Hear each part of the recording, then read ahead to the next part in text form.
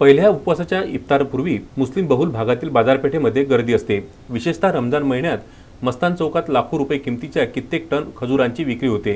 रोजा इफ्तार सुन्नत मानली जाते, त्यामुळे खजूर खरेदीवर लोकांचे लक्ष अधिक आहे। सध्या बाजारात 100 ते 1200 रुपये किलोपर्यंत खजूर विकले जात आहेत। खजुराशिवाय फळांचीही मुबलक विक्री होत आहे। फळांमध्ये आंबा, टरबूज, काकडी, पपई, खरबूज, संत्री, सफरचंद आदींची मुबलक विक्री होत असून तळलेल्या पदार्थांमध्ये पापड, भजे, मूग डाळ आणि सर्वात जास्त समोसे विकले जात आहेत। मस्तान चौकात विकल्या जाणाऱ्या खजुरांपैकी किमिया खजूर 300 रुपये किलो, बॉम्ब किमिया खजूर 280 रुपये, भरारी खजूर 400 रुपये किलो, हेलोना खजूर 240 रुपये, साधा खजूर 90 रुपये, इराणी खजूर 100 रुपये, सन ऑफ इराण खजूर 250 रुपये, खुदरा खजूर 400 रुपये, कलमी खजूर 800 रुपये किलोने विकले जात आहेत।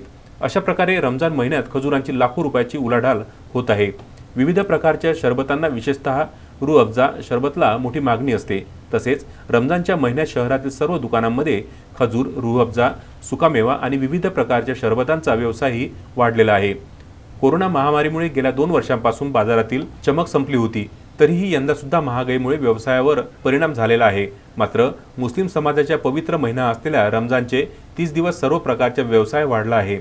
रेडीमेड कपड्यांची दुकाने, पादत्राणे दुकाने, सुकामेवा, शेवयाची दुकाने, बेकरीमधील नान इत्यादींचा व्यवसाय वाढलेला आहे। अभी रमजान का पवित्र महीना चल रहा है, बढ़ चढ़ के ग्राहकी हो रही है। ग्राहकों में महिलाओं की तादाद ज़्यादा है और खजूर शरबत इसका उठाव बेहतरीन है, तेलों का भी उठाव बहुत है।